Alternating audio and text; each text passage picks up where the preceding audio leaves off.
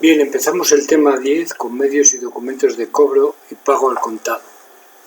El primer punto, medios de cobro y pago, dice: en el contrato de compra-venta se genera la obligación de pagar. O sea, hasta ahora hemos estado viendo cómo comprábamos, las facturas, etcétera, y entonces tiene que haber un pago a todas esas compras que hemos realizado. Dice: en las empresas, en el desarrollo de su actividad, realizan pagos corrientes de ingresos por los cobros a los clientes y de gastos por los pagos a proveedores. O sea que cobramos y a la vez pagamos. Dice: teniendo en cuenta el tiempo que transcurre en el momento de la entrega de la mercancía o la prestación del servicio y su cobro, surgen tres modalidades de pago: anticipado, al contado o aplazado. Bien, lo vemos aquí. Pago anticipado: el proveedor exige al cliente que pague todo o parte antes de la entrega de la mercancía. Pago al contado: el cliente paga en el momento de la entrega de la mercancía o de la prestación del servicio, que lo puede hacer en efectivo, mediante un cheque, con tarjeta de crédito, etc. Y pago aplazado es que una vez que nos ha entregado la mercancía no le pagamos en ese momento, sino aplazamos el pago en un plazo corto, que puede ser inferior a un año, o en un plazo superior a un año, que puede ser a largo plazo. En el pago al contado tenemos que se puede hacer en dinero efectivo, en cheque bancario, domiciliaciones bancarias, transferencias, giro postal, tarjetas de crédito, de débito, etc. Y como documento tenemos el recibo o justificante. En el pago aplazado se utiliza la letra de cambio o pagaré o recibo normalizado. Bien, el primer documento que vemos es el cheque.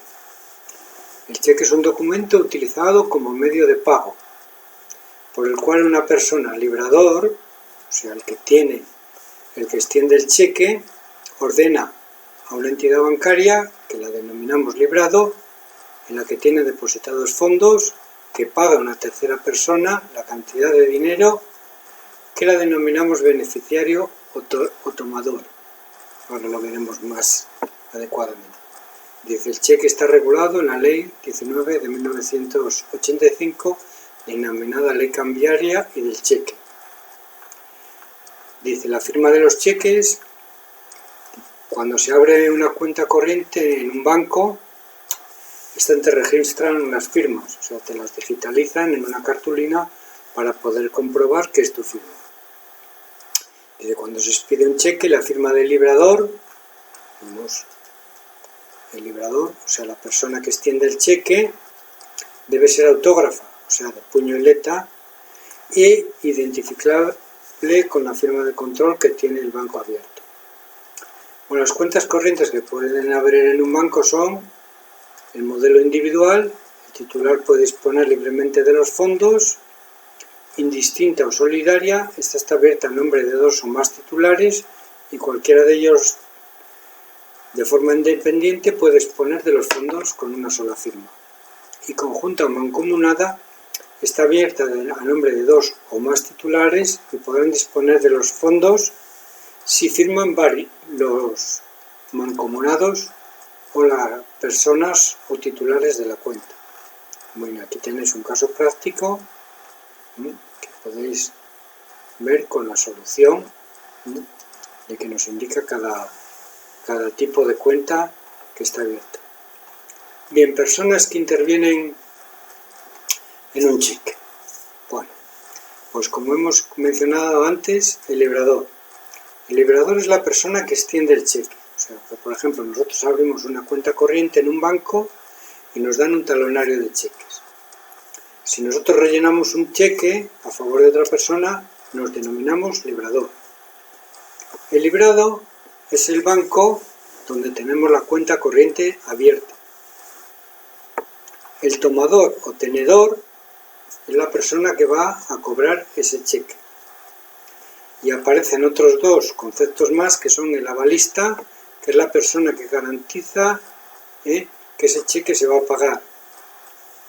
En caso de que no lo paga el librador, lo pagará el avalista. Y el endosatario es la persona que recibe el cheque mediante un endoso.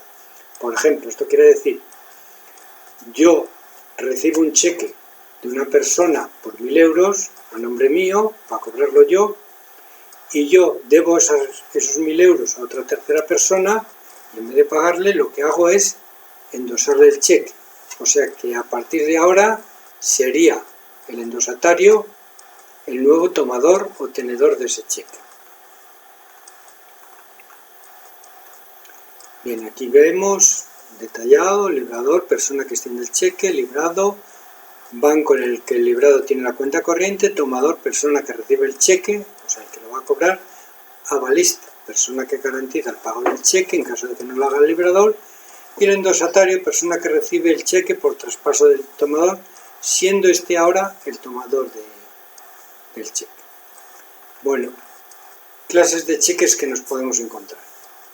Cheque al portador, cheque nominativo y cheques especiales.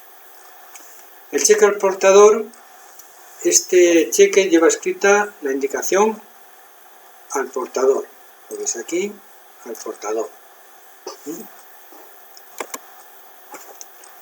Bien, como veis, páguese al portador, quiere decir que lo podrá cobrar cualquier persona. Cualquier persona que se presente al banco con este cheque, bueno, nos obligarán por la parte posterior a poner nuestro DNI y firmar. O sea que cualquier cheque que vaya al portador lo puede cobrar cualquier persona. Después tenemos el cheque nominativo, que tras la expresión páguese por este cheque se extiende el nombre o la persona física o jurídica. Por ejemplo, páguese a Antonio Pérez, páguese a Industrias CIA Sociedad Anónima, etcétera, etcétera. Para cobrarlo exclusivamente hay que presentar el DNI y firmarlo el cheque al dorso. Vemos aquí, este es un cheque nominativo, páguese por este cheque a Cifuentes Padrino, lo que sea. Después tenemos los cheques especiales.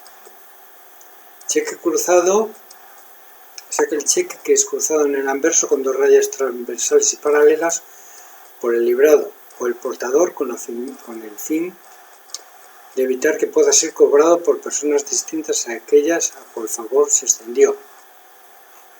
El cheque cruzado general se hace con dos barras, no contiene ninguna indicación, no contiene la mención banco o CIA o un término equivalente. El tenedor de un cheque cruzado, que sea cliente del banco o librado, puede cobrarlo en efectivo. Si el tenedor no es cliente, solo puede cobrarlo mediante el abono del importe en una cuenta bancaria. O sea que si no tenemos cuenta en ese banco, deberíamos abrir una cuenta bancaria para poder cobrar un cheque cruzado. El cheque conformado es la persona que va a recibir este cheque puede pedir al librador que el banco preste su conformidad al cheque insertando la expresión certificado, visado, conforme u otro semejante. La conformidad acredita la existencia de fondos suficientes de la cuenta del librador para pagar el cheque. Quiere decir que un cheque conformado tenemos la garantía de que lo vamos a cobrar. Por lo tanto, el banco, como dice aquí, se compromete a retener en la cuenta del emisor el importe del cheque. O sea, cuando se hace un cheque conformado, tenemos la garantía de que vamos a cobrar ese cheque.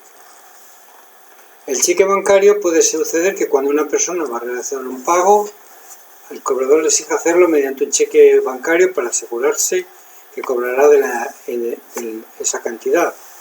En estos casos se puede solicitar al banco que expida un cheque para disponer de su dinero. En el cheque bancario se presentan las siguientes particularidades. Es nominativo, lo expide el banco, o sea, lo realiza el banco, no tenemos por qué tener un talonario, o sea, nosotros tenemos una cuenta corriente y podemos decirle al banco que nos haga un cheque bancario, para tener la garantía de que se va a cobrar. El banco retira de la cuenta el importe del cheque, aunque no se haya cobrado, lo retira de la cuenta, o sea que de alguna manera ese importe está retenido. Un cheque bancario tiene la garantía de que siempre será pagado. Bien, aquí vemos un caso práctico.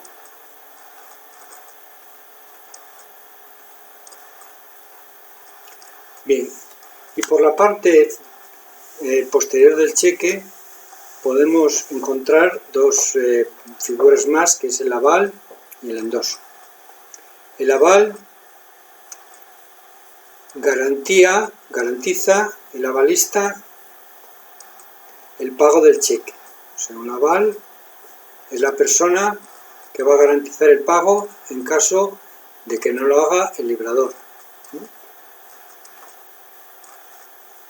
El avalado es la persona que avala normalmente al librador, como os he dicho. El aval se realiza en el reverso del cheque mediante la expresión por aval. Irá firmado necesariamente por el avalista y deberá expresar quién es el avalado. Si no se indica quién es el avalado, se entenderá que es el librador. Bueno, aquí vemos un caso práctico y aquí veis, lo veis tranquilamente, y veis la fórmula en la parte posterior del cheque por aval. Esta es la persona que ha avalado, el librador, la fecha y el nombre del avalista, su firma y rúbrica. O sea que Manuel Fuertes Sanz será el avalista de ese cheque. La otra figura que nos aparece en el cheque es el endoso. Los cheques al portador se transmiten simplemente con la entrega del cheque del tomador a un nuevo tomador. O sea, como yo os expliqué antes, si yo soy el tomador o el beneficiario de un cheque y quiero entregárselo a otra persona, se la entrego mediante el endoso. O sea que el endoso es una cláusula que sirve para transmitir el cheque. La persona que transmite el cheque se denomina endosante y quien la recibe es el endosatario. El endoso se cumplimenta en el reverso del cheque, al igual que el aval. El endoso deberá ser por la totalidad. El endoso parcial se considera nulo. O sea que se hace el endoso por el total, por el importe del cheque. Vemos aquí un ejemplo.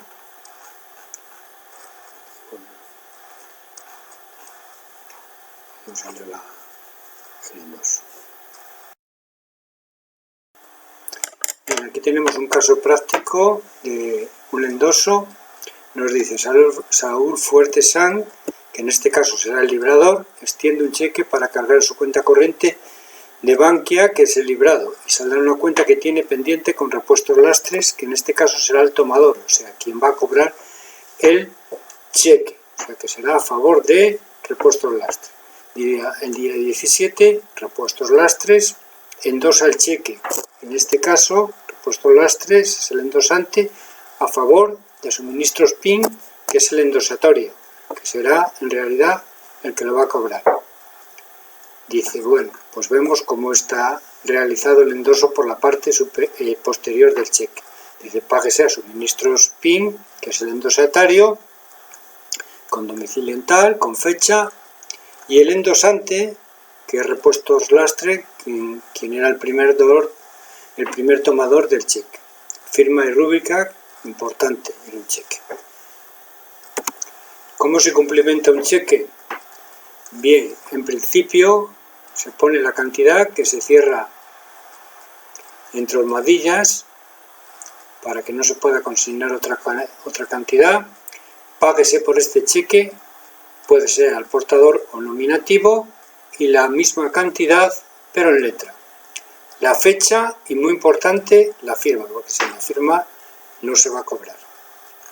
Y después tenemos el cheque nominativo, que es lo mismo, la cantidad en número, la cantidad en letra, cerrada entre almohadillas, y al ser nominativo aquí pondremos nombre y apellidos de quien lo va a cobrar. La localidad y la fecha en letra y la firma, muy importante. Y después, si es un cheque cruzado, cruzaremos con dos rayas paralelas con las mismas indicaciones. Páguese este cheque, la cantidad de número, la cantidad en letra, la fecha y la firma. Los plazos para pagar el cheque, si el cheque es emitido en España, 15 días, si el cheque es emitido en Europa y pagadero en España, 20 días, y si el cheque es emitido fuera de Europa y pagadero en España, tiene un plazo de 60 días a acoplar desde que se realizó la fecha del cheque.